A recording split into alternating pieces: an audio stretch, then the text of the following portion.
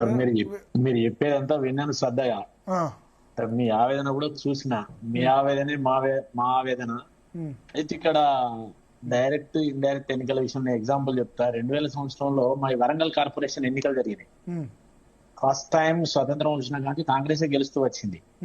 First time Telugu Desam ప్రభుత్వం Bharatiya Janata party గెలిచింది mayor అక్కడ. రాజేశ్వరరావు గారు, డాక్టర్ రాజేశ్వరరావు గారు గెలిచారు. హైదరాబాద్ మేయర్ అప్పుడు తీగల కృష్ణారెడ్డి. అదే టర్మ్ 2001లో తీగల కృష్ణారెడ్డి గారు గెలిచింది. 2021లో కూడా 2001లో ఇక్కడ నేను ఒక డివిజన్ లో పనిచేసిన వచ్చి ఇన్ఛార్జ్ గా భారతీయ జనతా పార్టీ నుంచి.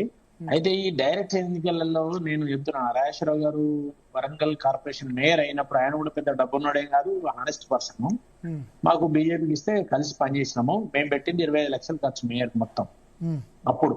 అంటే అది ఎక్కువనే మాకు. నేను ఇన్ఛార్జ్ గా ఉన్నా కాబట్టి చెప్తున్నా. సరే ఏదెట్లయినా కూడా ఇప్పుడు ఏంటంటే ఒక స్థానిక సంస్థల ఎన్నికలు కావచ్చు, మనం సర్పంచ్ ఎన్నికలు కూడా రివ్యూ చేసినాం. మీతో నేను పార్టిసిపేట్ అయ్యాను మొన్న. సర్పంచ్ ఎన్నికలు కానీ, ఇప్పుడు మున్సిపల్ ఎన్నికలు కానీ, రేపు వచ్చి జెడ్పీటీసీ కానీ, ఆఖరకు అసెంబ్లీ పార్లమెంట్ ఎన్నికలలో కూడా ఈ డబ్బు అనేది ప్రవాహంగా పోతుంది. అయితే ఇక్కడ మనం మున్సిపల్ ఎన్నికల గురించి మాట్లాడుకున్నప్పుడు ఈ రెబల్స్ ఎవరైతే ఉన్నారో, రెబల్స్ లలో ఎందుకు వేస్తున్నారు రెబల్స్ అంటే, రెబల్స్ లో బలమైన వాళ్ళు ఉంటారు, బలహీనమైన ఉంటారు. బలమైన వాళ్ళు ఉండేవాడు కాంప్రమైజ్ కాకపోతే వాళ్ళిద్దరి మధ్యలో పోటీ 3 కూడా ఎగిరిపోయే అవకాశం. సరే అదొకటి. కాబట్టి దీంట్లో కాంప్రమైజ్లు అనేది మళ్ళీ పైసలతోనే నడుస్తుంది తప్ప వేరే ఏముండదు. లేదంటే పోటీ చేసి దమ్మున్నోడు నిలబడతాడు, ఒకటే పార్టీలో గెలుస్తారు. గెలిచినాక మళ్ళీ క్రమశిక్షణ లేదు గెలిచినోడు మనోడు అనుకుంటారు.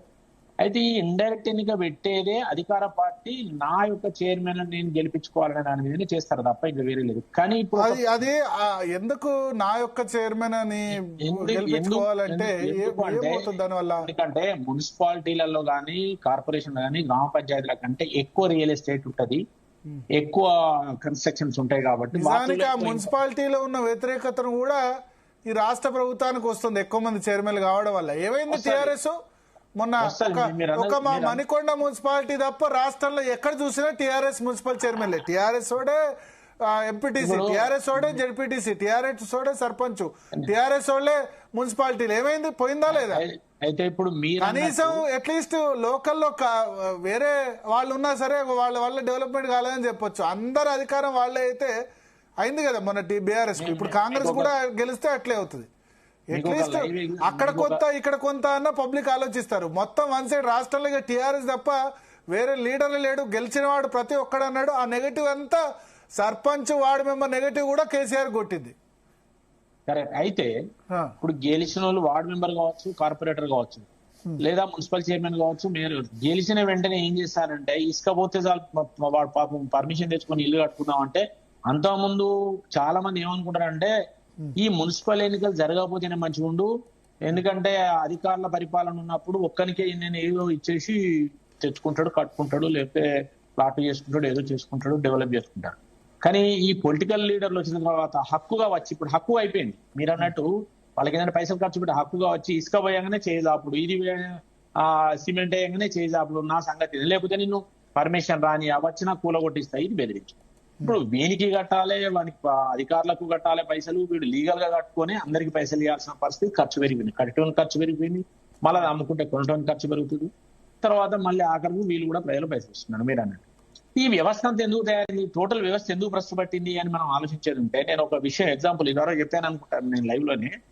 శంకర్ దయాళ్ శర్మ గారు రాష్ట్రపతి ఉన్నప్పుడు వారు సిమ్లాలో ఒక ఇంటర్వ్యూకు మీలాంటి జర్నలిస్ట్ ఇంటర్వ్యూ చేస్తే వారి ఎడిటోరియల్ వచ్చింది ఒక ఇంగ్లీష్ పత్రికలో. ఏమని అన్నాడంటే, సరే రాజకీయ నాయకులను అవినీతి ఎట్లా పోవాలంటే, ఇప్పుడు మీరు అన్నట్టే ప్రజలలో ఏది ఉంటే రాజకీయ నాయకులలో అదే ఉంటుంది, అల్లకిల్లి వచ్చిన వాళ్ళే కదా అన్నాడు ఆయన కాబట్టి అన్నాడు, వేరే వాళ్ళు అనలేదు అనుకో, అంత గట్స్ ఉన్నాయి. అంటే ఇవాళ ఏమైందంటే ప్రజాస్వామ్యంలో ఈ పైసల బార్గెనింగ్ అనేది, ఆస్తుల బార్గెనింగ్, పైసల బార్గెనింగ్ వల్ల నరార్ వేణుగోపాల్ రెడ్డి లాంటి నేతలు, దేవి ప్రసాద్ లాంటి నేతలు అసలు కంటెస్ట్ టికెట్ అడుగుతలేరు. సార్ నేను 43 ఏళ్ళు, నేను టికెట్ అడుగుతలేరంట, టికెట్ అడుగుతలేదు. దేవి ప్రసాద్ గారు 2018లో మా రాష్ట్ర అధ్యక్షుడు చెప్పిన నేను పోటీ చేయనని. ఎందుకు అంటే ఈ 30 లక్షలు 30 కోట్లు 40 కోట్లు 50 కోట్లు ఎడబెట్టాలి, ఎందుకు పెట్టాలి మీరు అన్నట్టు. అదే ఒక ఎన్జిఓ పెట్టుకుని సర్వీస్ చేస్తాము, అంతకన్నా ఎక్కువ పేరు వస్తుంది. కానీ ఇది ఎట్లా అయిపోయింది అంటే ఇక ఇది ఒక వ్యాపారం అయిపోయింది. రెండోది ఏంటంటే స్టేటస్ సింబల్ అయిపోయింది. అప్పుడు ఎమ్మెల్యే బస్సులు వచ్చేది, మా జైపాల్ సాబ్ 10 ఏళ్ళు ఎమ్మెల్యే ఉంటే బస్సులు వచ్చిండే, ఆయన ఎన్నడు కారే ఎవరన్నా తీసుకపోతే తప్ప కారెక్కే పరిస్థితి లేకుండే. మా జంగారెడ్డి సాబ్ వచ్చి బియ్యం పట్టుకొని వచ్చి హాస్టల్ అది మీటింగ్ అటెండ్ అయినాక క్వార్టర్కి వచ్చి వండుకొని తిన్నారు. అలాంటి స్థితి నుంచి వాళ్ళు ఎక్కడికి పోయినాం మన ఏడి. కాబట్టి ఇప్పుడు నేను ఏమంటున్నా అంటే అసలు విషయానికి పోతాం. అసలు ఇట్లా చేసిన వాళ్ళు ఏమన్నా ఇప్పుడు మీరు చెప్పారు 7.5 కోట్లు ఏదో మున్సిపల్ ఆయన డ్యూ కట్టాడని చెప్పి, అలాంటి వాళ్ళను మళ్ళీ రేపు మేయర్ చేస్తే వాళ్ళని జైలు పంపాలి. నన్ను అడిగితే వాళ్ళు మున్సిపల్ రూల్స్ ప్రకారం వాళ్ళు జైల్లో ఉండాల్సిన తీసుకొచ్చి ఇప్పుడు సార్ ఇప్పుడు ఆయన కట్టాడు 7 కోట్లు.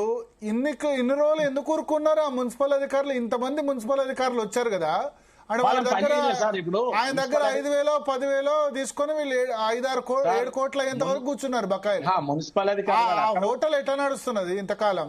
సార్ అక్కడ కూడా ఒక కార్పొరేటర్ ఒక మేయర్ ఉంటాడు కదా. అవును, అదే అధికారులు ఇప్పుడు ఏముంటది అంటే ఆవు చేన్ల మేస్తుంటే దూడ గట్టి మీద మేయది.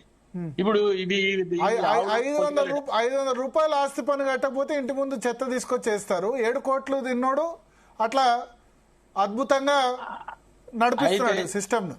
అయితే ఇలాంటి వాళ్ళకి మళ్ళీ ఇప్పుడు ప్రయారిటీ ఇచ్చి మళ్ళీ మేయర్ గా తీసుకురావడం అంటేనే సిగ్గుచేట అంటున్నా నేను. ఇంకా వాళ్ళు ఇంతకన్నా ఎక్కువ దోసుకుంటారు. మళ్ళీ ఇప్పుడు 7.5 కోట్లు కట్టకుండా మేనేజ్ చేసినాడు కోట్ల రూపాయలు సంపాదిస్తాడు. ఇవి లెక్కే కాదు, ఇది తమలపాకులాగా నైలు పారేస్తారు. మళ్ళీ అలాంటి పార్టీకి ఎలాంటి విలువలు ఉంటాయి అనేది కూడా ఆలోచించాలి. కాబట్టి నేనేమంటున్నా అంటే ఈ ప్రక్షాళన ప్రజాస్వామ్యంలో మళ్ళీ ప్రజల నుంచి రావాలంటే ఏంటుంది? ప్రజల నుంచి రావాలంటే ప్రజలు దీన్ని సుముఖంగా ఉన్నారా, తాత్కాలిక బెనిఫిట్ ఆలోచిస్తారా? ఇప్పుడు టౌన్ ప్లానింగ్ అనేది ఎక్కడగానే ఒక సమగ్ర టౌన్ ప్లానింగ్ ఉంటలేదు, ఆ డెవలప్మెంట్ సరిగా ఉంటలేదు, ఉన్నా కూడా క్వాలిటీ ఉంటలేదు. తర్వాత ఇవన్నిటి వల్ల టౌన్షిప్ లో సరైన డ్రైనేజ్ కానీ చెత్త కానీ ఇవి కానీ ఏది ఉన్నా కూడా ఈ 5 ఏళ్లలో ఒక ప్రణాళికతో ముందుకు పోతుంది అంటే పోదు.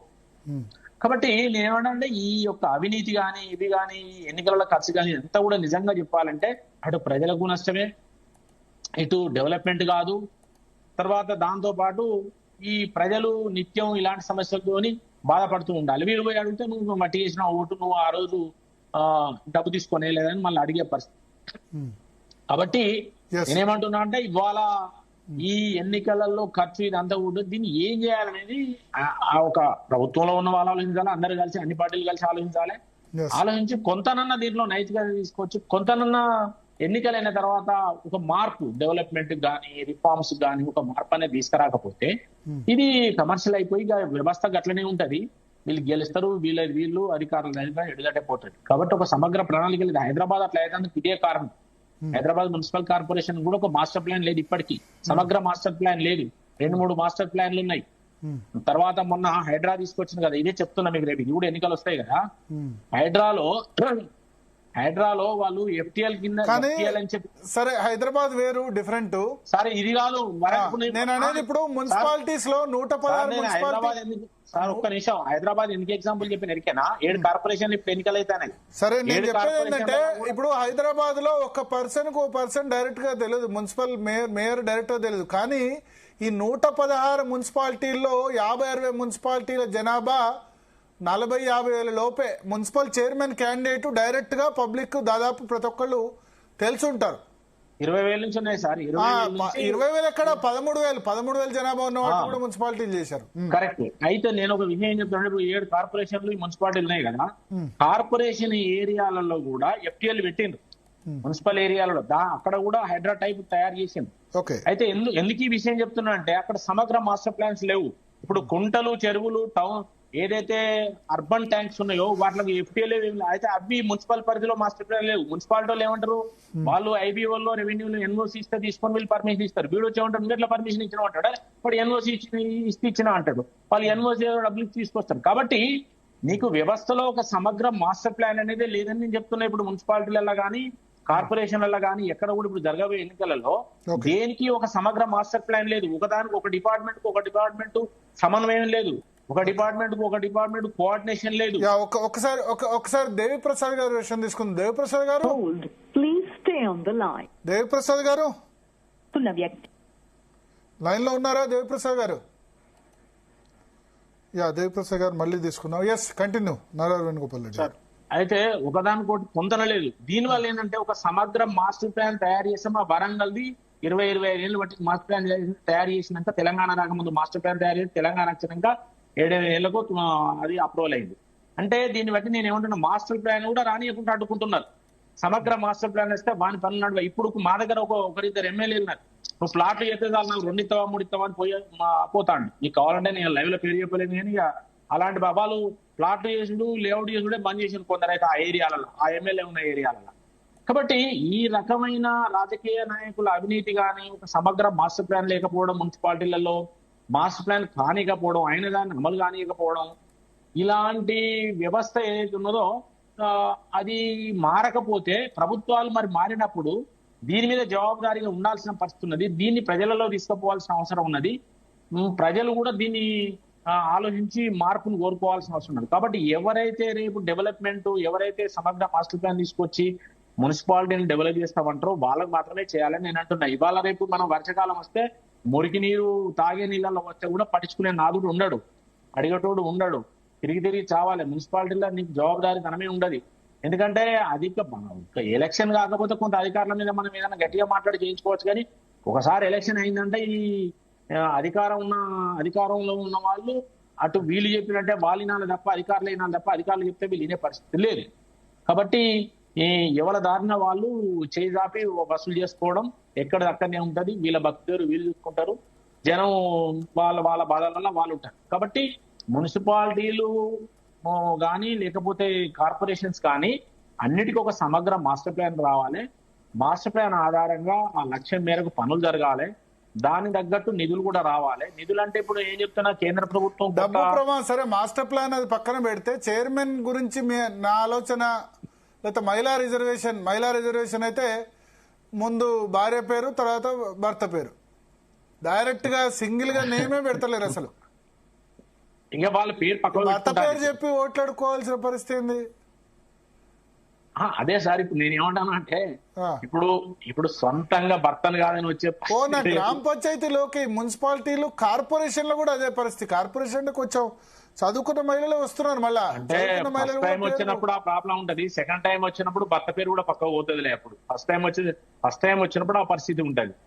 కాబట్టి అది సరే, ఎవరు వచ్చినా కూడా భర్త పేరు చెప్పుకొని వచ్చినా, ఎవరు వచ్చినా కూడా నీకు మున్సిపల్ పరిపాలన అనేది, ఎగ్జిక్యూషన్ అనేది ప్రజలకు అనుకూలంగా, డెవలప్మెంట్ గా అనుకూలంగా లేకపోవడం అనేది ఈ వ్యవస్థే కారణం అని చెప్తున్నాయి. డబ్బులు ఖర్చు పెట్టడము, ఇవన్నీ అస్తవ్యస్త విధానాలు, ఒక లక్ష్యం లేకపోవడం, ఇదంతా కూడా మున్సిపల్ చట్టాలు సరిగా అమలు చేయకపోవడం, సమగ్ర ప్లాన్లు లేకపోవడం, ఇది ప్రధానమైన అంశాలు.